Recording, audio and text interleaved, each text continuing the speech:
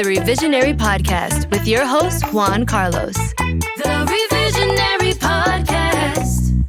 Hello, and welcome to another episode of the Revisionary Podcast. And as always, I'm your host, Juan Carlos. So, if this is your first time listening, the way this works is we bring on guests, usually comedians, who tell a non-fiction story about their lives in which they wish things had gone a little bit differently.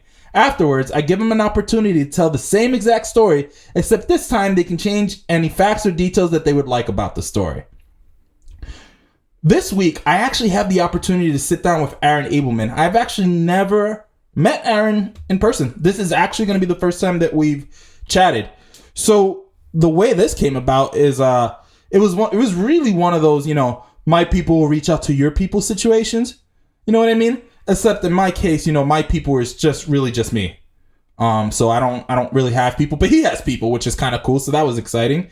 And his assistant reached out to me and was like, "Hey, Aaron really wants to do the podcast. He's really interested. Can we have him on?" So we worked out the logistics and boom, it's going to happen. I'm excited to meet him because he seems to have a very interesting background. It seems like at some point in his life, he lived in Michael Douglas's basement. I think he might have been born there. So that's just an interesting start to things. I know that he's an activist and he's done a lot of cool stuff.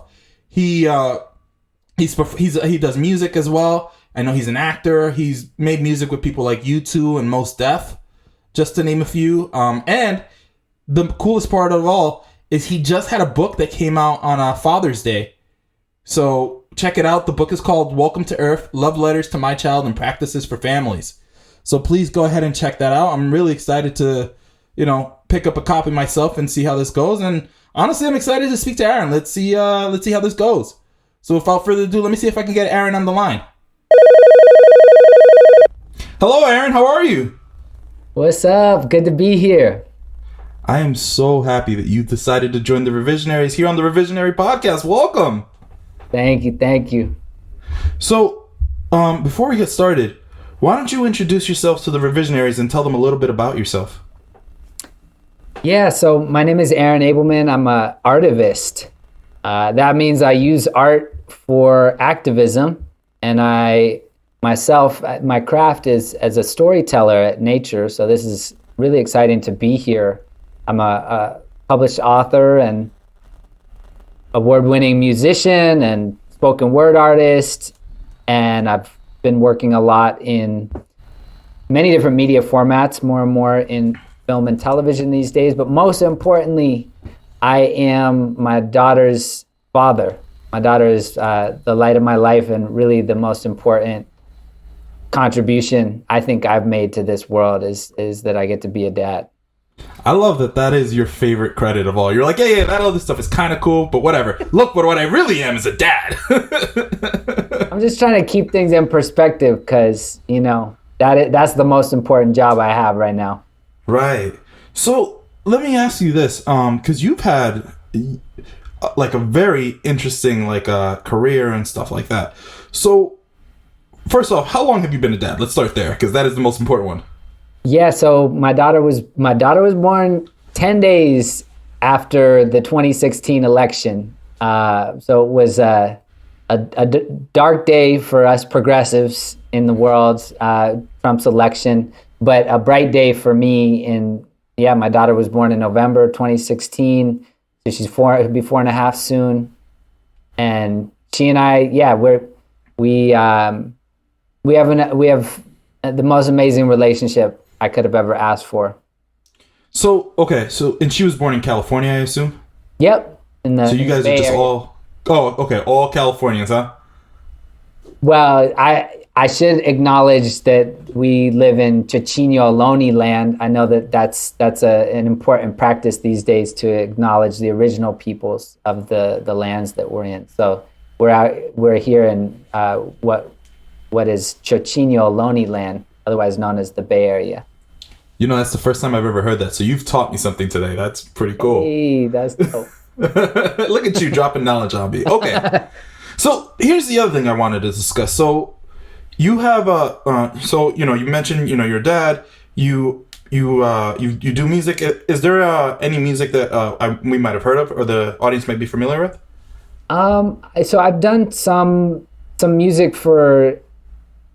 Yeah, I did a project with Mos Def and Talib Kweli that won 25 awards. It was a project that I created. I don't know if folks have heard of Pacha's Pajamas, but I was able to reach over 1 million children it was a family hip hop story that we adapted to. There's a music album, but I've also done some stuff for HBO, and I've been collaborated with a lot of different artists, but nothing mega hit wise of my production. Although life is long, there's still a chance. There's still time. Hold on. So now, when you say you're making the music, right, and these projects, are you composing? Are you producing? Are you rapping? Or do you play instruments? What are you? I've done it all, bro. I've actually been. I guess it's one of the blessings and the curses of being a Renaissance person in terms of passion for my passion for storytelling really lent naturally to being a rapper and doing spoken word and I think great songs have great stories, whether it's a love song or whatever it is. So I love that. But I play piano. I play a bunch of different wind instruments. I studied jazz trumpet in university, so I'm kind of all over the place, to be honest. I'd ask you to spit bars, but I'm not trying to put you on the spot like that. I'm not gonna do that to you. Well, actually, the story I want to tell tonight, I've done as a spoken word piece, so I could kick off a little bit of the but we'll do that. Yeah, we'll get to that. So before we get to that, you also have a book coming out, right? Yeah, I do. Okay, so it's called Welcome to Earth, Love Letters to My Child and Practices for Families. And it's literally a collection of 365 letters I wrote every day of my daughter's first year, followed by a practice or meditation for parents. So it's primarily for dads, but moms, I think, I'm getting great early response. But we're just building a self-care wellness movement for families and really trying to support parents, especially, in these pandemic days when everyone is so stressed and it's just a challenging time to be raising families. That's pretty cool. I actually tried to write a book once, but I realized I only know about 380 words and that's not enough for a novel. You know what I mean? Yeah, the fact that you're hosting a podcast easily gives you the credentials to write a book. I think everybody should write a book. By the way, that's the Libra in me. Is I want everybody to win. But you know what? It's hard though. Right. Yeah. Let me not. I don't want to gloss over the work because it's work. Mm-hmm. No, and look, I've always thought that the person who can compose thoughts in a coherent fashion and put it together over a novel, especially particularly people who are making up a world from scratch, have always fascinated me because I think that is a special type of genius. Case in point, I know she's canceled now. So I'm gonna say that in advance. Now what are you gonna say? But she was an influential part of my childhood. J.K. Rowling, right? And it's not so much the Harry Potter stuff. I mean, that's cool that she came up with Harry Potter. But let's talk about how within Harry Potter, she came up with a sport that doesn't exist with coherent rules that make sense and structured it. All which made sense within the world she had created. I'm like, what? Pure genius. Yeah. That is a level of imagination in detail. And to be able to articulate that word, like you said, that's just, yeah. And that's what I love about the imagination. And the more that we visit with our inner world, the more that we can start to get familiar and hopefully share that, It's hard to translate that into formats that the world can digest, but I think that's why I went into entertainment, was the way for me to translate the things that I was wrestling with in my heart and mind, the things I was concerned about, the injustices of the world, what's going on with the planet. That for me was like, oh wow, entertainment. That's where folks are at.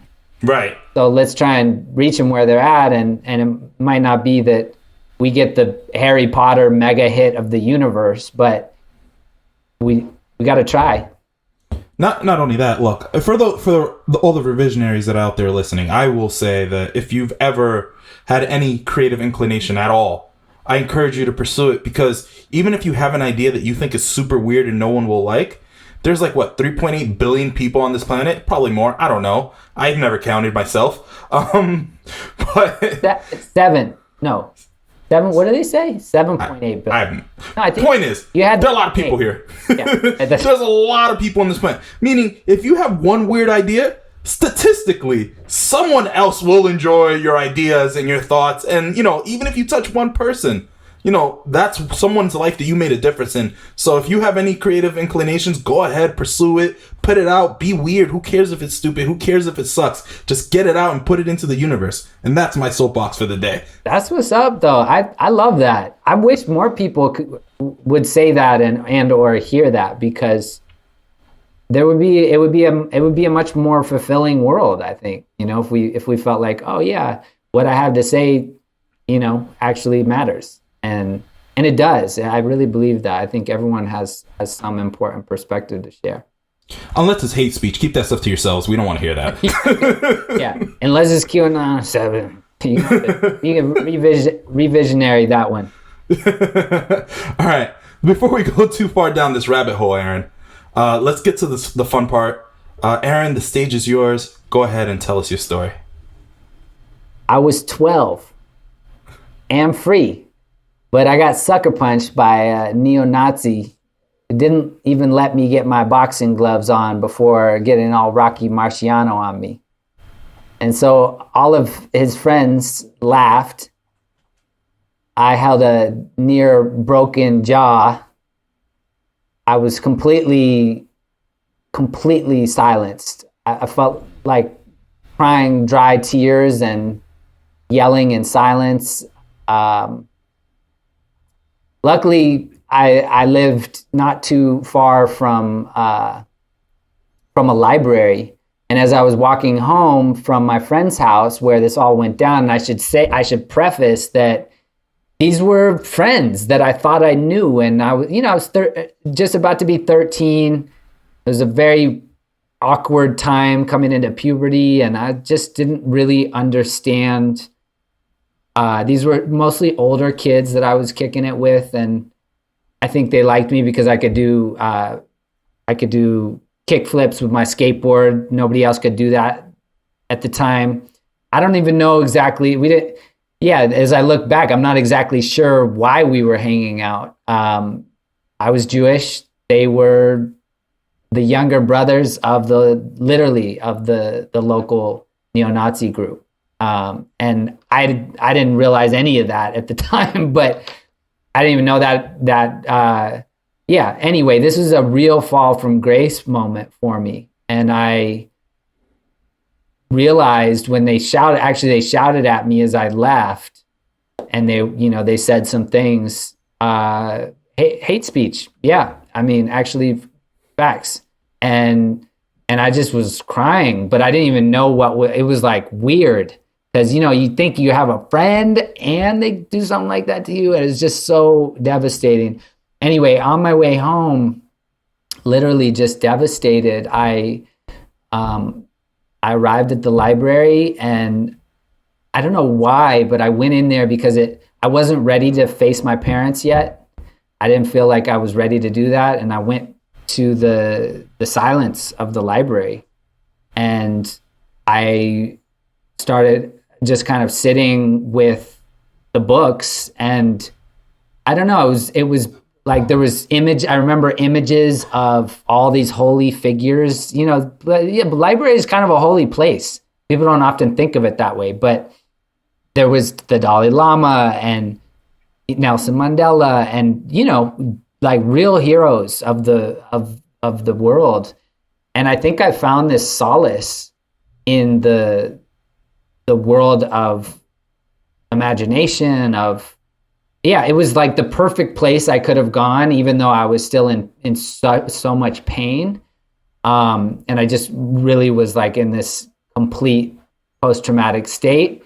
And anyway, I just had kind of a mystical moment in the library, actually. And as I left the library, I went home and I shared with my parents I shared with my mom. I was scared to share with my dad. I wasn't really ready to tell him that I had actually been hurt in this way. And the fact also that they had proposed this as a boxing match and didn't even let me get my gloves on. And I did not even know what boxing was. Right. Like in the way that it was, I don't know, it was all so strange. As I'm really kind of like unraveling it in my mind now, it was just bizarre. So let me ask you something while you're here. So I don't know if I missed this when you were telling it, right? Were you in a place where boxing normally happened, that you had gloves with you? So that's the weird thing. No, thank you I didn't set the stage properly. So I was actually in my friend's living room, and it was basically a bunch of boys in a circle, probably 8 other boys, and no parents were around. And all of a sudden it was like, hey, there's boxing gloves and Aaron wants to fight. And I'm like, oh yeah. I didn't know what that was, but Sure. Really seriously, they sucker punched me before. And it was like 3 really intense punches to the dome. So also for the revisionaries that are listening, could you please explain why the neo-Nazis would want to hit you in particular? Well, dang. So Jews and Nazis don't have the most advantageous history. Sure. And in fact, my family was, part of my family was in the Holocaust. And and I don't know to what extent that was perceived by those perceived friends at the time. But what do they say? History doesn't repeat itself, but it rhymes. I've never heard that. So that's kind of how I reflected on this experience, because it was the first time I ever really experienced anti-Semitism. Okay. And it was really rough. It took me months and months to even. I mean, I mentioned it to my mom, and she didn't really know how to process it other than just hug me and say, I'm sorry, I love you. That's not who you don't have to let that experience. I don't remember exactly how she said it, but she said that is not the whole of you at all. And, she kind of gave me this reminder that I'm light. I'm light and love. I'm God. I'm not like, that's not the fact that people are targeted for how they look, or for, our last names, or for any of these societal judgments. I think, during the Trump years, we obviously saw this play out in all sorts of different ways, but it's a part of the history of this country and the crazy thing is, like, I started to learn, like, it was a catalyst for me to learn about all of these different historical perspectives on hate, on discrimination. I mean, I think discrimination is probably a more nuanced way of saying what had happened. But the crazy thing was, so to finish the story, that, or at least to advance it to the experience that I had. So a year and a quarter later, I by the way, I just basically boycotted them. I didn't ever confront them. I didn't go to retaliate. I wasn't trying to be clever and like teach them a lesson after. But I basically just didn't, I left that friend group. And yet a year and a quarter later, I think it was, we were back in it was like some house party, and I didn't know so the two culprits, I didn't know that they were going to be there. Turns out they were there, and we ended up seeing each other and had a confrontation where I was like, I basically stepped to them. I was a little bit more confident at that point, and I was, I came up to them and I said, what you did was horrible, and I never forgot that, and I probably won't ever forget this. And I won't forget that. And I said, but I'm not gonna resort to I'm not gonna come down to your level and hate you back. I just want you to know that, I hope that you can find love in your heart and that folks can love you. And it was like this weird, I wasn't thinking about it. It was just something that my family kind of instilled in me, was like, we don't hate back the people that hate us. That's just not gonna work it out. So let's back up here. First off, I believe you said you were 12 when this happened? Yeah, just about to turn 13. You might have been the most mature 12-year-old ever, because that is not how I would have reacted at the age of 12, you know what I mean? Like, were you raised on C-SPAN? Because I'm just trying to figure out why you were so wise. I was small. Right.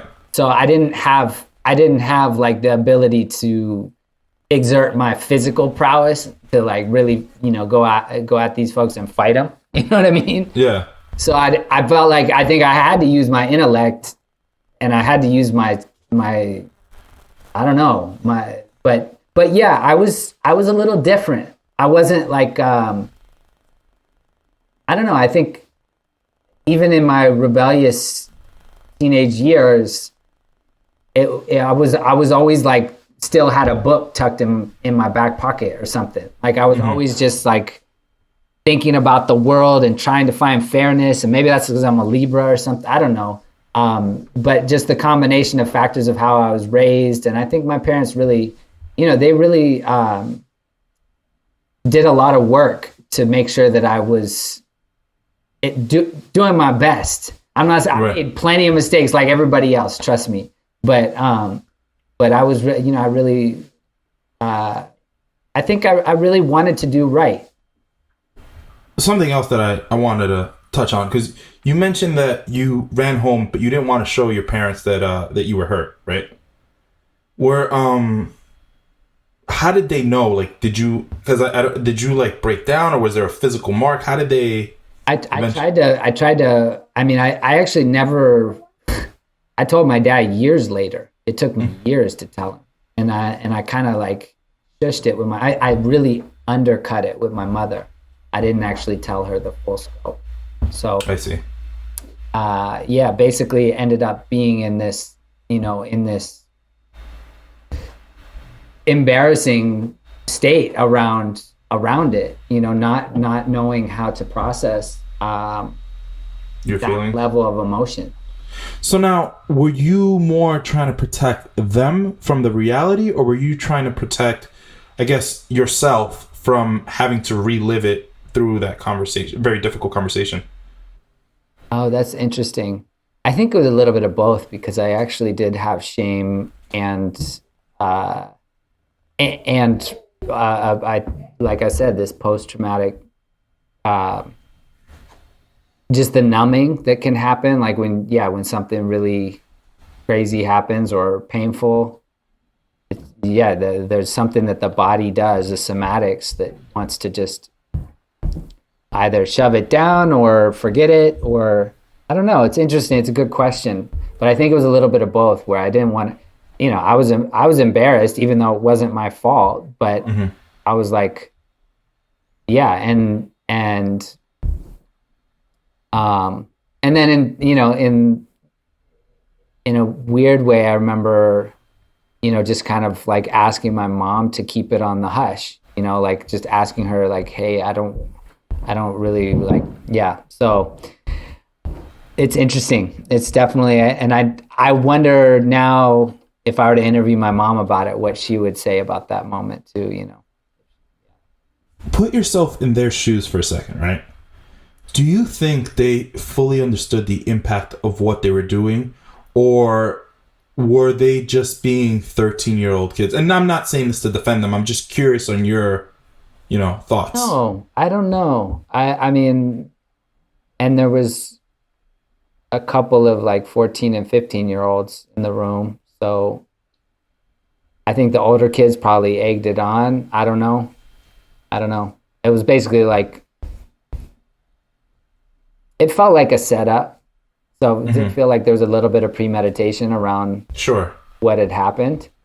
But I don't know. I would like to think that they were a little bit more ignorant than than at least the way I processed it in the long run, you know, but I don't know, man.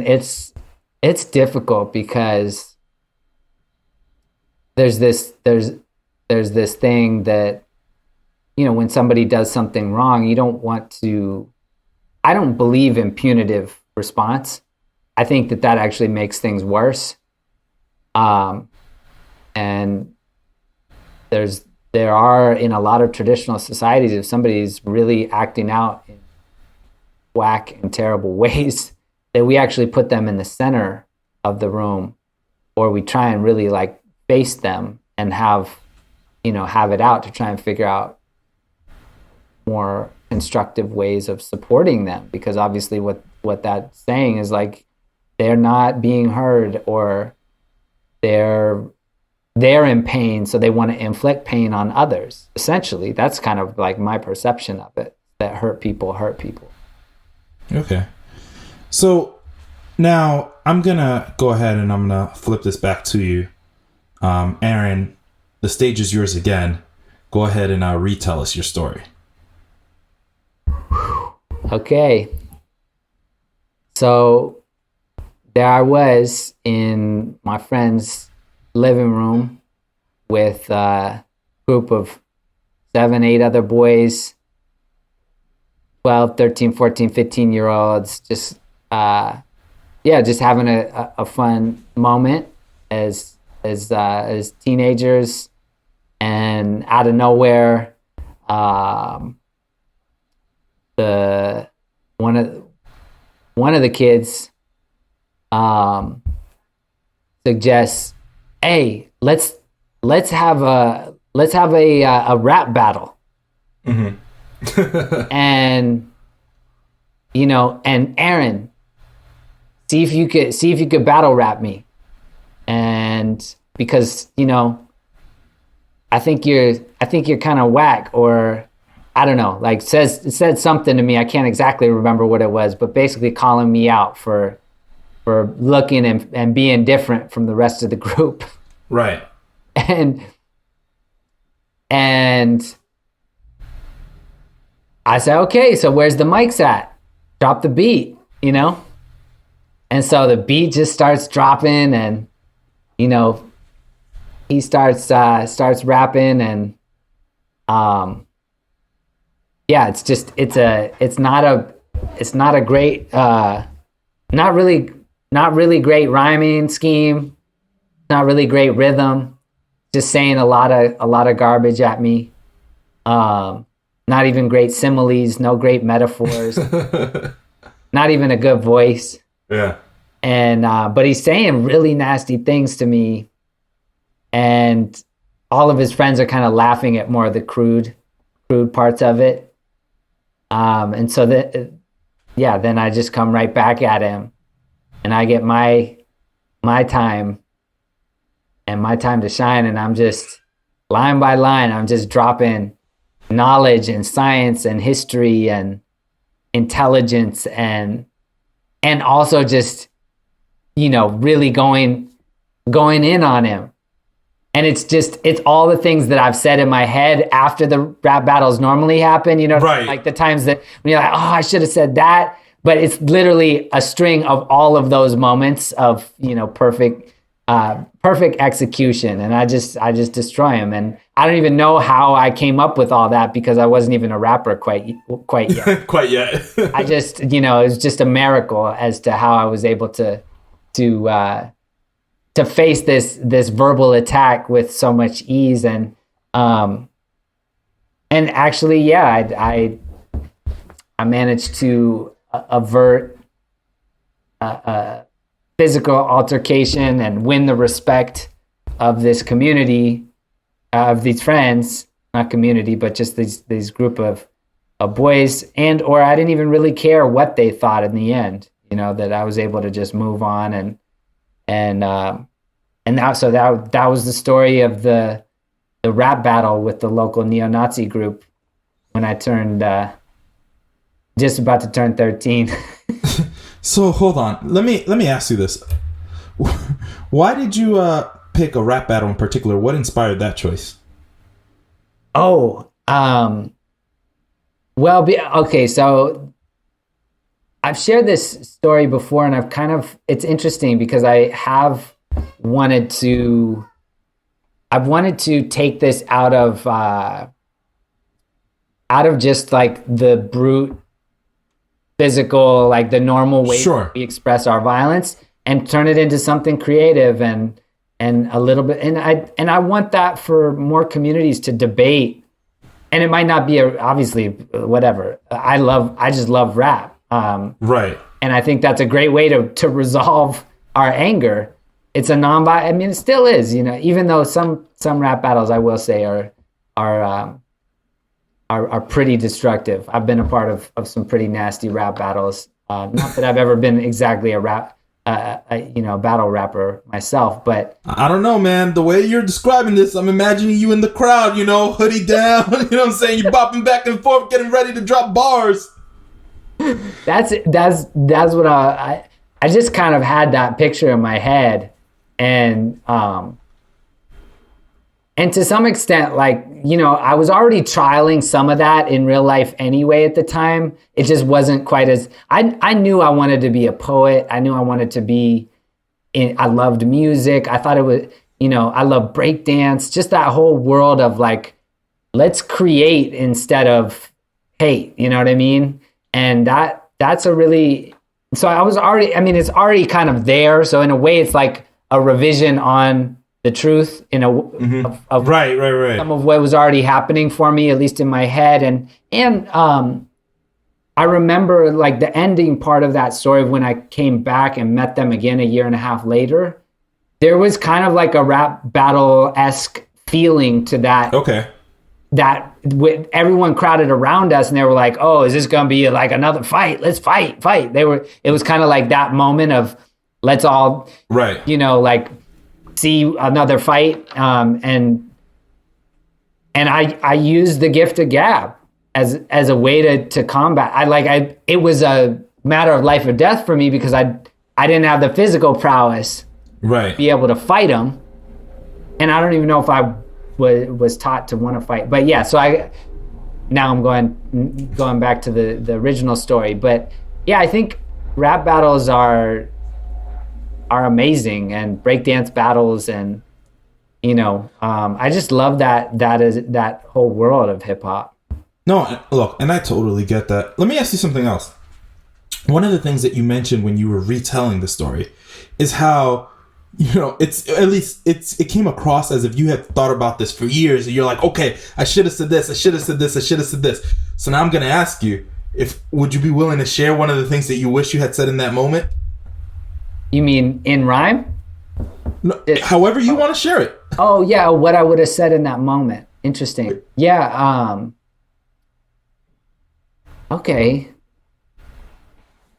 I not necessarily to even bring it in. I mean, I could spit something around it, but I think really getting to the heart of it and just being vulnerable.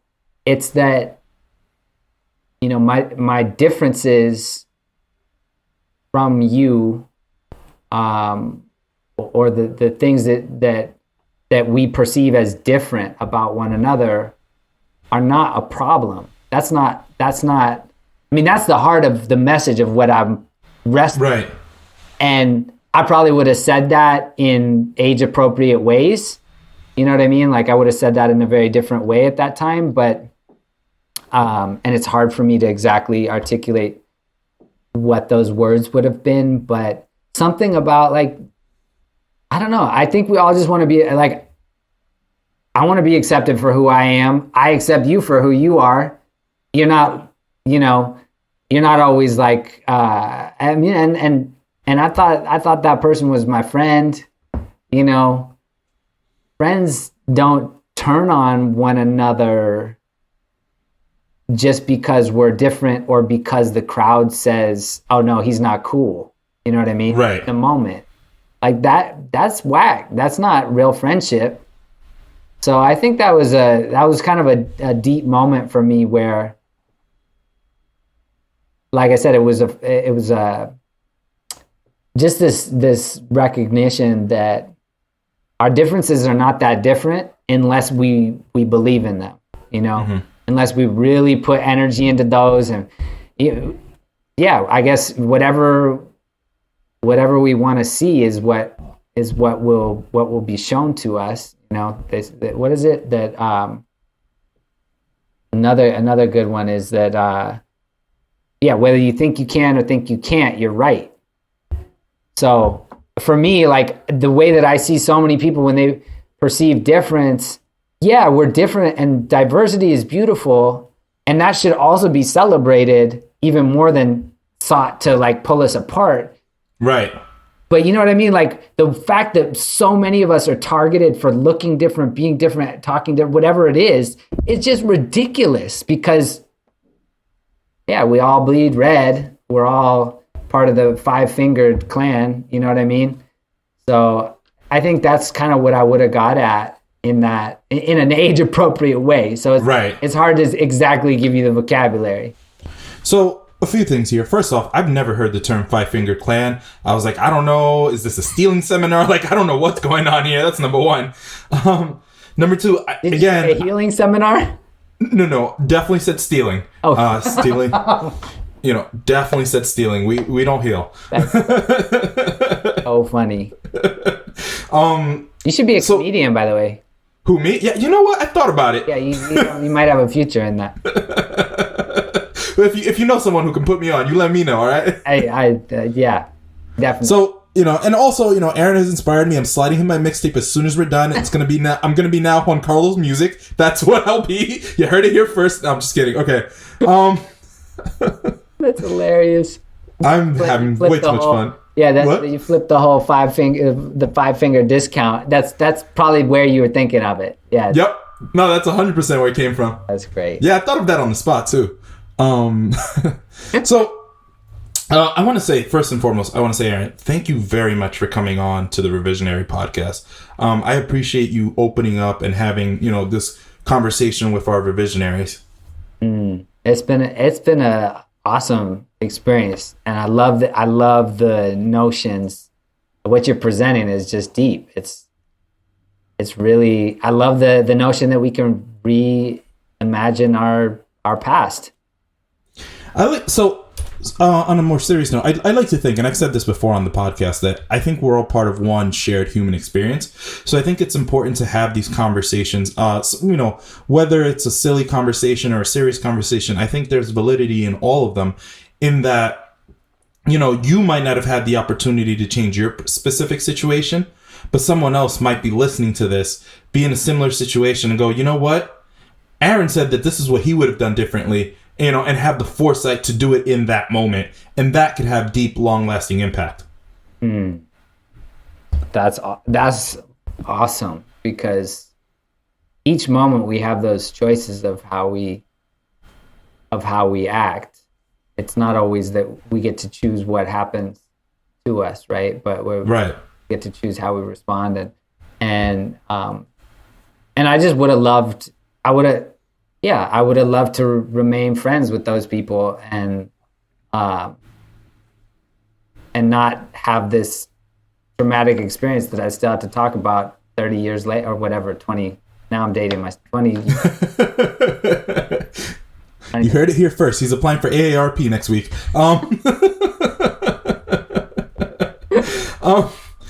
Before I let you go, we have two traditions on this podcast. The first is we like to highlight a charity or an organization or some sort of cause at the end of every episode. Do you have one that you'd like to share with us? Yes, I wanted to shout out the Solutions Project, which is just an amazing organization that's doing work to help the United States shift to what they call a just transformation to a sustainable, equitable, clean energy economy, and really by centering communities that have suffered disproportionately from dirty energy and from climate change. So yeah, centering Black, Indigenous, Latinx, Asian, other communities of color, poor communities that are on the front lines of the climate crisis, and that we can get behind those kind of organizations that are literally helping, at the biggest scale, shift toward a more just and sustainable world. I think that's beautiful. I was gonna make a joke, but you know what? I think this is so important that I want to just let it marinate and let people hear the message, and definitely go out and encourage them to support. But the second tradition that we have on this podcast is we like to ask our guests to share a quick childhood story that puts a smile on their face or generally makes them feel warm inside when they think about it. Oh, wow. Okay. Well, when I was a kid, so I was raised on a small farm, and we grew the most incredible peaches that you ever tasted in your whole life. Father's a amazing farmer, and just the most delicious peaches. And I swear to God that I knew I was so in tune with those trees because I love those peaches so much that I knew when the first one was going to get ripe, and I could go right to that tree and to the right peach. And I was always the first one that could get to when the peaches started ripening. And so that first peach out of the whole crop would kind of be ceremoniously shared with my family.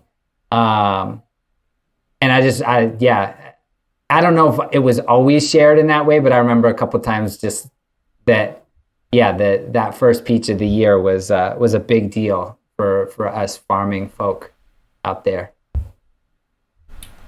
Wow, thank you for sharing that. Because I think that is very different from my environment growing up in a big city. So that's cool that you, had those experiences. I gotta ask though, and you can decline to share if you want, but given for those of you guys who are listening, you grew up in Michael Douglas's house for a little, or you were born there. Is that what it was? I was born in Michael Douglas's basement. Yeah. Yep.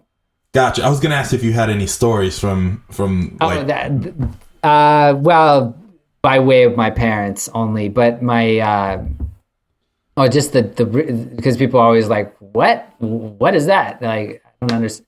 But yeah, my mother was cooking for him. And my father was the head gardener for the Douglas estate, and we happened to live in their basement, which and they had planned to have a home birth, and that just happened to be where they were living. So I was born in the basement.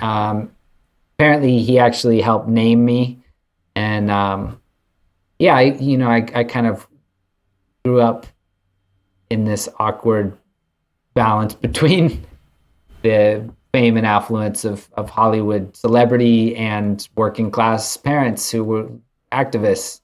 And so I think that was a funny way to come into the world. But I wish I could actually get in touch with them and share with them all of my amazing film and TV ideas. All you have to do is add him at Instagram, tweet at him, add him on TikTok, send him a smoke signal. I'm sure one of those, wait, let me realize, fax him. I think faxing is probably the most efficient way to get to him.